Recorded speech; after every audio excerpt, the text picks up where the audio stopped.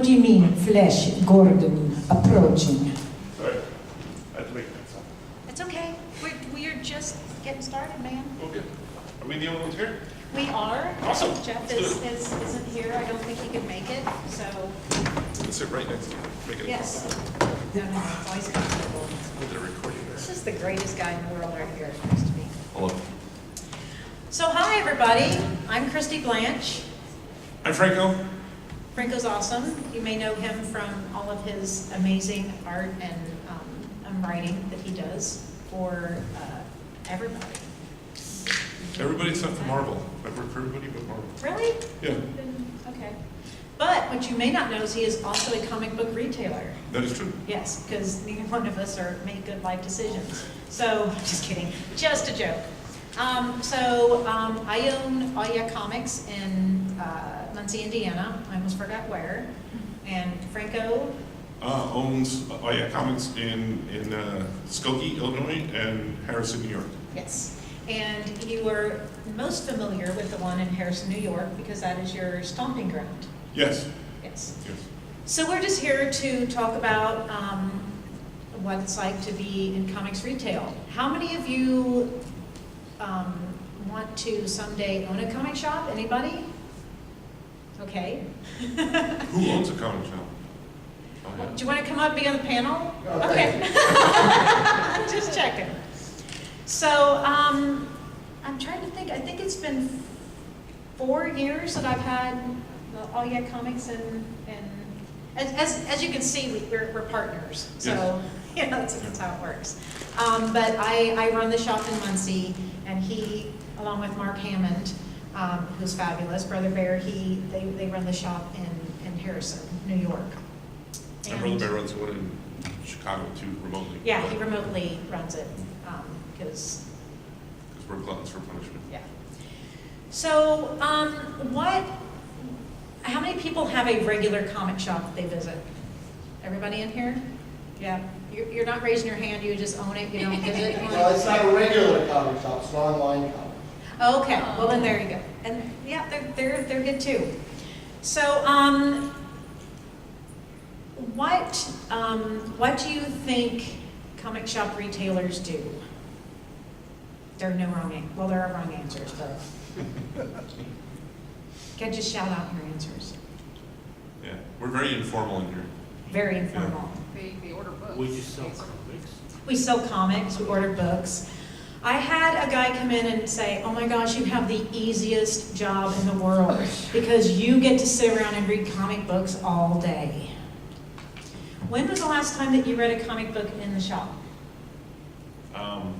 I almost never go to the shop because I'm so busy, but I try to get there at least once a week. The last time I was there was about 5 weeks ago. He's in demand.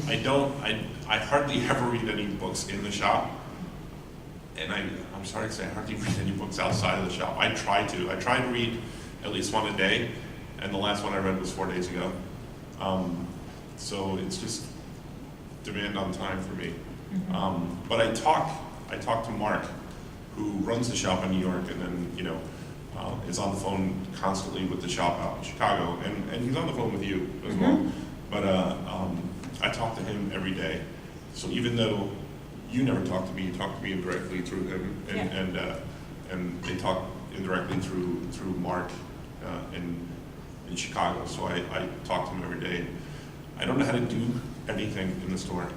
I don't know. I like the last time I rang somebody up in the store was, this is a great retailer panel, right? That we had the new POS system, the scan thing, and I didn't know that you couldn't scan old barcodes from old comic books. So I go to ring someone up, and we had this little digest book, the best DC comic stories of whatever year, and I rang it up, and it came up as $1 million on the thing. So I told everybody we were closing early. And I said, we can all go home, but Mark was like, no. And he had to do like a whole bunch of stuff. So I don't know how to do things in the store, but I know what I want to have happen in the stores. Mark is very good at the day-to-day stuff. He's the guy. If you want to talk about ordering books, you and Mark are the people to talk to. I can be guides. But you know, as far as what's happening in the store, like he tells me, you know, I learned a lot of this because of this, and I like to deal with a lot of the community stuff, like the art shows and the parties that we do and stuff like that. And I'm always about the optics in the store. Yeah, but that's extremely important because you want it to be a community-friendly space, and you want people to be brought to the store. There's nothing worse than walking into a store where you feel uncomfortable. Has anybody ever done that? Yes. Yeah. Where I have so many customers that will walk in and I know this is hard to imagine, but many female customers come in and say, you know, they'll go in to buy a book, and it's like, oh, are you buying this for your boyfriend? Well, no, I'm buying it for me. And people think that these stories really don't exist, that people make them up. But I was just telling him yesterday, I had a guy who was talking, my son works in the shop with me because I have to have some help. And he was talking and he went, wait a minute. The guy goes, you own the shop? And I said, yes. And he said, are you sure? So then I'm looking around for cameras because I'm like, oh, somebody's, you know, put this up. You know, that's one of the kinder things. Yeah. So. Well, also when we first opened the store in New York, I'll never forget, a woman and her family came in, and she was there for all of maybe 20 minutes, and the kids were laughing and getting stuff signed, and she pulled me inside and she said, thank God you opened this store. She said, because the last store that my husband went to, I was afraid to let my kids go in the store because I was afraid something was going to fall on them and kill them because, like, you know, it was old and like they had all these stacks of books and everything. And if anything, Mark at the store he says he's not, but I know he's tired of hearing me say it.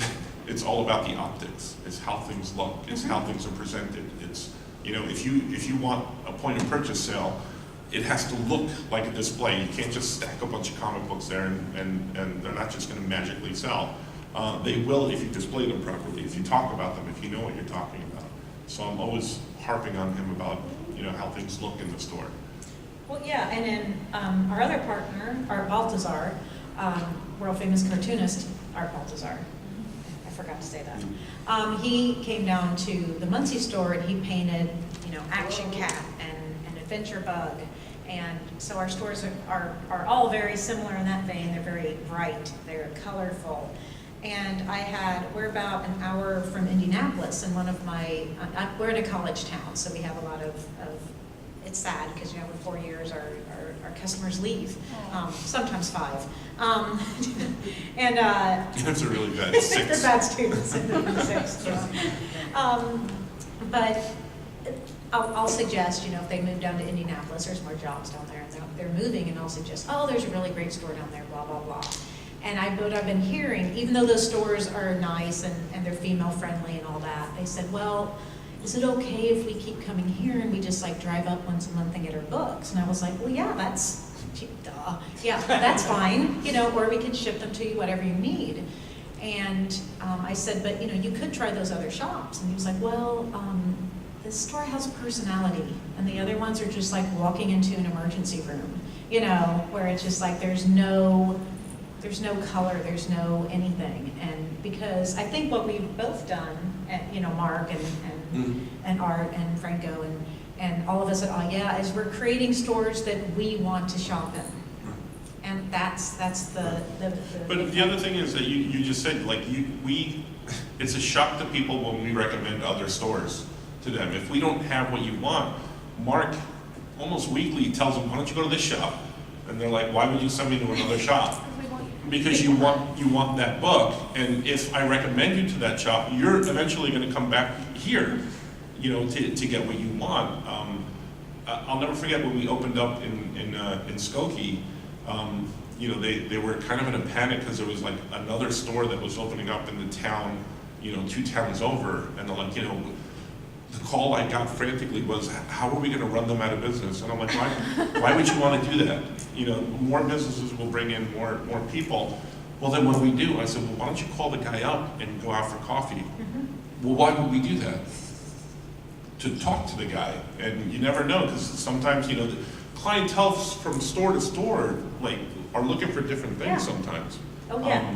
So, you know, they called him up, they went out for coffee, and they're like, oh, that guy was great, we're gonna do some cross promotion. I'm like, yeah, and like, you wanted to kill the guy, you know, half an hour ago, you know? So it's all about, you know, putting your best foot forward out, being positive, and really it's all about the optics and the customers is what I tell Mark all the time. Yeah, well, and we did an Archie cover for Archie #1, and we did a store variant for All Yeah Comics, but we also, that's a lot of books for our stores. We like to think we're big giant stores, but we're smaller stores, you know, in smaller markets. So, and to get a store variant made, we can't sell 5,000, you know, we can't even sell 1,000 really. Right.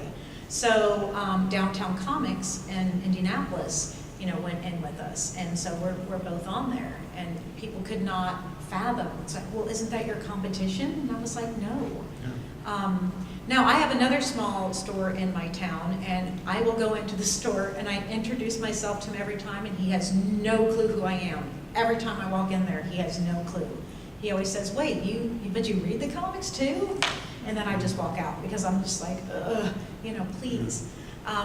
But I will send people over there if I don't have something, but I always warn them, it is not like this shop. It's like a, I say dungeon, Like but not this shop. yeah, it's not this shop. It's not the same atmosphere. It's a completely different kind of old school comic shop.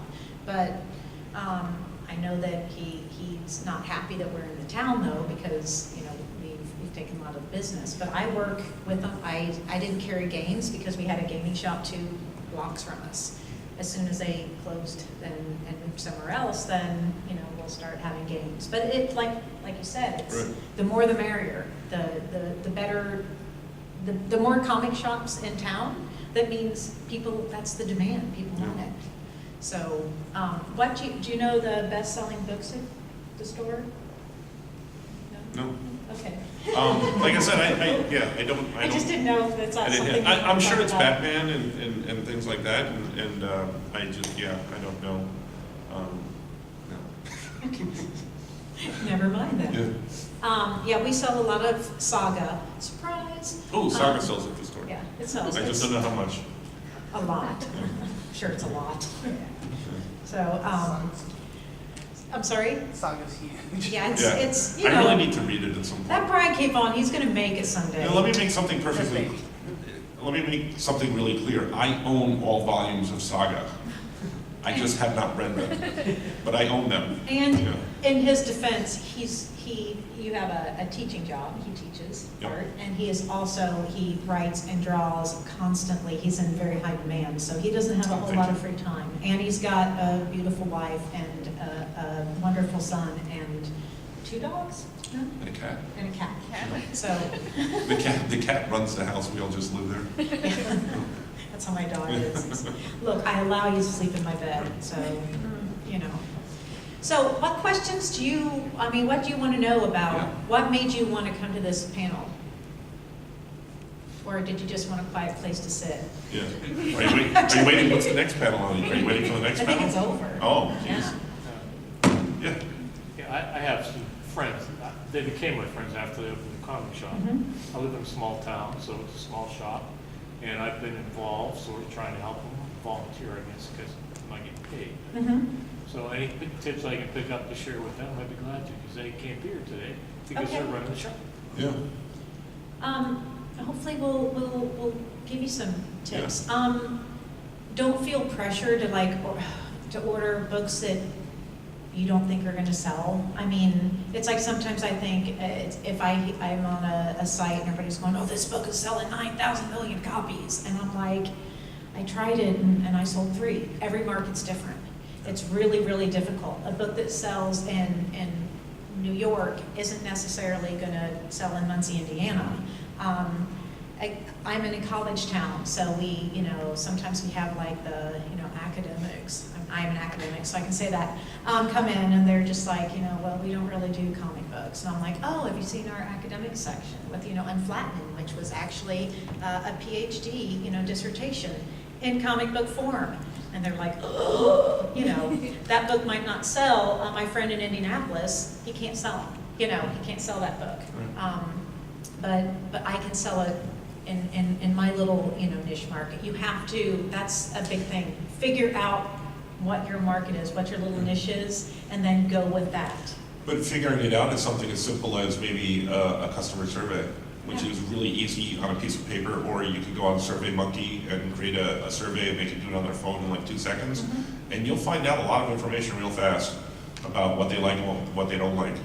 And you'll be able to cater it, that way. But you also have to be a little careful with that, because I have people that are like, I want more, Batgirl. I want this, and so I'll get more Batgirl in, and then I'm like, well, I got it in, and they're like, oh yeah, I'm glad you have that here, and then they'll go into something else, and I'm like, but, so it can be a little frustrating sometimes, but it is figuring out. Don't feel pressured if Batman's not selling at the store, find something else that is selling and figure it out that way. I know a lot of stores are upset that Saga is going on hiatus for a year. And they were really angry because they were like, that's where we make all of our money.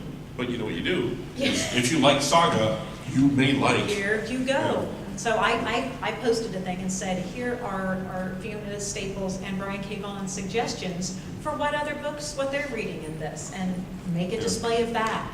And then you get, maybe they're not just going to buy that one book, maybe they're going to have like 3 series then that they read. I know that in New York, Mark gets this question a lot. He comes across somebody who hasn't really read a lot of comics, and it might be their first time in the shop. And his question is, well, what kind of movies or TV shows do you like? And that usually will help him guide them towards something. And they usually like it. I always quote City Slickers, which is like ancient, I know. But the 2 little guys in it, the ice cream guys, and they say, they can pick an ice cream flavor for anything. Yeah. And Billy Crystal goes, sea bass, rum raisin. He's like, how do you know it's right? It's right. But there is a comic for everyone. And also another thing I would say are the dollar comics that they put out. They have the Image First, and the DC and Marvel have the True Believer.